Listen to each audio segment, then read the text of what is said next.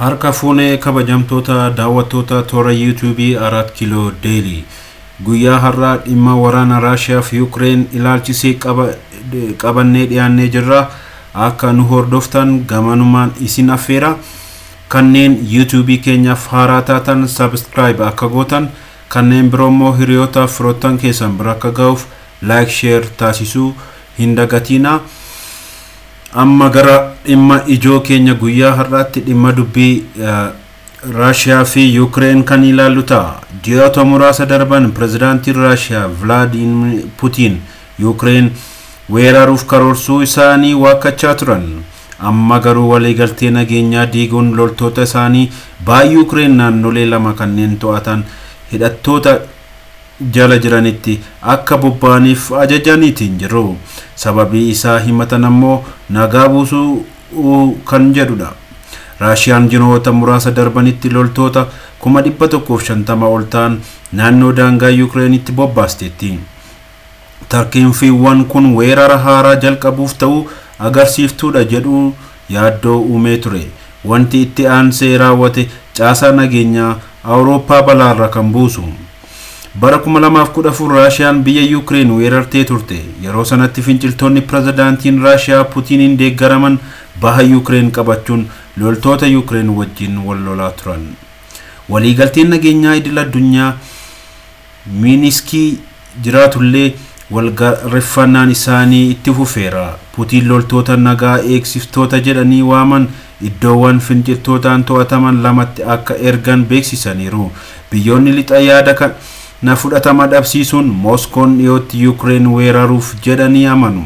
Biyyi uummata miiliyoona 44 qabdu Ukraine gamtaa Awurooppaa fi Raashiyaa waliin wal daangessiti. Iddoowwan finciltoonni to'atan keessaa tokko Donetskii taankiiwwan waraanaa gabaasaaleen agarsiisaa jiru. Suuraaleen saatalaayitii irraa dhiyeenyaan argaman loltoonni Raashiyaa daangaa Ukraine irraa bakka kiiloomeetira 15 hanga 30 fagaaturra qubataniiru. Ukraine waraana baha Ukraine yoo dhaabuu dadhabde waraana naannichaa qaqqabuuf itti gaafatamummaadha jedhan Putin akeekkachiisaniiru. Kana dura ta'iiwwan dhugaa hin taane kan bobba'an yoo ta'u Raashiyaan sababa lakkaa'uun haleellaa raawwachuu dandeessi jedhameera. Ukraine waadaa kaaba Atlantik NATO fi gamtaa Awurooppaa seenuuf ejjennoo qabdu Raashiyaan balaaleffataa turteetti. Ammatti Ukraine ergamtuu biyyoota lixaa akka taatee fi haala kamiiniyyuu biyya sirrii ta'uu hin dandeessu jechuun Putin qeeqan. Fedhiin ijoon Putin immoo Ukraine NATOtti hin dabalamne biyyoonni lixaa wabii ta'uu isaanii agarsiisuu qabu jedhan. Biyyi qaama gamtaa Soviyeet durii turte Ukraine Raashiyaa waliin hariiroo hawaasummaa fi aadaa cimaa qabu. Bara 2014 Raashiyaan erga Ukraine weerartee garuu hariiroon isaanii laafe. Bara 2014 gara jalqabaatti michuu Raashiyaa kan turte Ukraine pirezidaantiin biyyattii aangoorraa erga ba'anii booda Raashiyaan haleellaa raawwatte. Sana booda waraana baha biyyattiitti geggeeffame namoonni 14,000 du'aniiru. Uummanni Donetskii fi Luhansk namoota deeggarsa Raashiyaa qabaniin bulaa turan. Naannoleen lamman Ukraine irraa walaba ta'anii beekamtii Raashiyaa argachuu isaanii immoo loltoonni Raashiyaa yeroo jalqabaatiif naannicha akka qabatan gochuu alatti madheewwan waraana Raashiyaa akka ijaartuuf karra banan. Iddoowwan dhukaasni hin addaan hin cinnetti loltoonni Raashiyaa bobbaafamuun waraanni akka uumamuuf carraa guddaa uuma. Akka waliigalaatti nageenyi Miiniskiitti iddoowwan finciltoonni to'atan lama qaama Ukraine ta'uu faayidaa addaa qabaniitu eegamaa fi ture. Ejjennoon Putin tarkaanfiiwwan kana ni ittisa. Hunda caalaa wanti yaaddessaa ta'e mootummaan iddoowwan finciltoota ta'an laman qofa osoo hin ta'in guutummaa naannolee Donetskii fi Luhansk Ukraine jala jiran Raashiyaan guutummaatti dhuunfachuu barbaaddi. Nuti beekamtii kennineefii jirra. Kunis hundeeffamuu isaanii sadoota agarsiisaniif beekamtii kennuu keenya jechuun himaniiru Putin. Ukraine karaa bahaatiin yakka duguggoo sanyii raawwatte himannaa dharaa jechuun Raashiyaan waraanaaf ergaa qophooftee bubbulteetti. Pireezidaantiin Putiin waliigaltee nageenyaa haala biyyattii irratti ture cabsuu dhiisuu malu. Wanta barbaadan yoo argatan garuu tarkaanfiiwwan teeknikaa waraanaa qofa fudhachuu dandeessi. Moskoon duraanuu Raashiyaan Yuukireen hin weerartu jettee turte. Tarkaanfiiwwan dippiloomaasii garuu bu'aa kana buusuu hin fakkaatan. Biyyoonni lixaa garuu haalicha hammaachaa adeemuu mala yaaddoo jedhu qabu. Pireezidaantiin Ameerikaa Joon Baayiden gama isaaniitiin magaalaan guddoo Yuukireen jiraattota miiliyoona 2.8 qabdu irratti haleellaa akka raawwachuuf jiran amana jedhanii akeekkachiisan. Yaadni humnoonni Raashiyaa karaa bahaa kaabaa fi kibba Yuukireeniin haleellaa banuudhaan mootummaa karaa dimokiraatawaan filame aangoo irraa buusuuf yaaluu malu. Loltoonni karaa Kireemiyaa, Beelaarusiif baha Yuukireen jiran walitti qindeessuun danda'u. Yuukireen waggoottan dhiyoo as humna waraana ishee kan ijaarti yoo ta'u, Raashiyaa waraana kana waliin wal waraanuutti seenuu malti.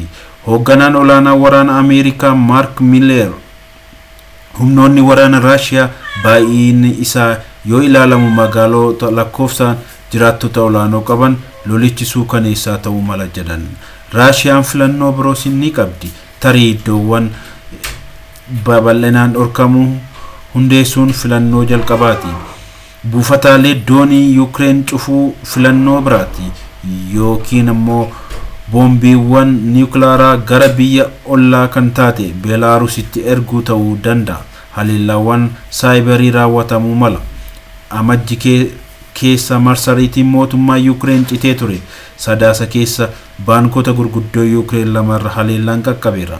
Biyyoonni lixaa tarkaanfii Raashiyaa seeraan ala jedhaniiru. Barreessaan olaanaa dhaabbata biyyoota gamtoomanii Antonio Guterres tarkaanfii Raashiyaan bulchiinsa birmadummaa Yuukireen kan sarbe jechuun balaaleffatan. Biyyoonni miseensota NATO garuu loltoota isaanii gara Yuukireenitti erguuf karoora akka hin qabne ibsan. Ta'ullee Yuukireenitti gorsitoota meeshaalee waraanaa fi hospitaalota dhiyeessan. Deebiin isaanii ijoon Raashiyaa qoqqobuudha. Jaarmiyaan dhaabbilee Raashiyaa Awurooppaa maallaqa guddaan ujummoo gaazii boba'aa adda daddabarsuu Raashiyaa Nordic 2 jedhamu simachuu diddeetti. Gamtaan Awurooppaa Raashiyaa iddoowwan finciltoota to'atamaniif beekamtii kennuu balaaleffachuun miseensi paarlaamaa biyya 351 tarkaanficha deeggaran qoqqobuu irratti walii galan. Yuukireen immoo baankota biyyattii gurguddoo 5 qoqqobbii irratti xiyyeeffatte. Ameerikaan dhaabbilee maallaqaa fi warshaalee ijoo ta'an irratti xiyyeeffatteetti. Gamtaan Awurooppaa immoo gabaa Faransaay fi Raashiyaatti xiyyeeffate. Yuukireen namoonni Kireemniilii fi naannicha jiraatan iddoo itti dhokatan hin jiru jechuun akeekkachiifte. Gama diinagdee wanti ijoon irratti xiyyeeffatame sirna baankii Raashiyaa sirna kaffaltii Swift irraa adda baasuudha. Dhiibbaan diinagdee kun garuu diinagdee biyyoota Awurooppaa fi Ameerikaa miidhaa qaqqabsiisuu mala. Loltoonni NATO lakkoofsi isaanii 5,000 ta'u biyyoota naannoo Baalaaskitti bobbaafamaniiru. Loltoonni 4,000 immoo Roomaaniyaa, Bulgaariyaa fi Hangaarii fi Slovaaniyaa keessaa bobba'uu malu. Tolee, kabajamtoota daawwattoota keenya, namni waraana Yuukireeniif Raashiyaa kana duuba abbummaan jiru Vladimir Putin jedhama. Vladimir Putin kun eenyu? Namni kun maatii hiyyeessa jedhaman irraa dhalate. Obboloonni isaa hangafa 2 du'aniiru. Abbaan isaa waraana keessatti madaa'eera. Haati isaa miskiina warshaa keessa hojii guyyaa hojjetu turte. Nama sodaachisa, fuulli isaa hin hiikkatu. Waliin haasa'uuf dhiisii cina isaallee dhaabachuun aangawoonni hedduun ni hollatu. Waggootan 3 olitti aananiif gaazexaa Forbes irratti namoota addunyaa dhiibbaa uuman ta'uu danda'eera. Dhimma jireenya dhuunfaa isaa eenyullee hin beeku. Durbi lammeen haadha manaa isaa hiika irraa argate eessa akka jiranillee hin beekamu.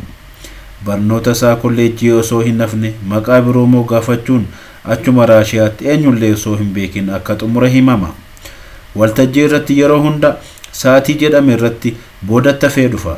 Giiftii warra Ingilizii fi Phaaphaasii Kaatoolikii guddicha osoo hin hafin sa'aatii tokko ol erga eegsisee booda quunnama. basaastonni sa'aatii beellama mataa irratti hin dhufan maaltu akka yeroo sanatti yaadame waan hin beekneef. Namichi waan jedhen ni godha, waan karoorsees ni raawwata. Biyyattii biyyoota boba'aan oomishan cina akka hiriirtu taasiseera. Uummanni biyyattii harki 70 ta'u galii giddu galeessaa argata. Galiin nama dhuunfaa guyyaatti giddu galeessaan doolaara 28 ol. Magaalaa Mooskoo addunyaarraa magaalaa abbootii qabeenyaa biiliyooneroota ta'an keessa jiraatan. Biyyattiin kuufama niikulaariin addunyaarraa sadarkaa duraarra akka teessu taasiseera. Waraana ardii Awurooppaa sadarkaa tokkoffaa fi addunyaarraa sadarkaa lammaffaa ta'e ijaaree jira. Vladimir Putin. Kabajamtoota daawwattoota keenya, dhimma waraana Yukireeniif Raashiyaa ilaalchisee dhimma guyyaa har'aaf qabannee kana fakkaata. Guyyaa biroo dhimma biroo walitti deebinaa. Nagaan nu tura.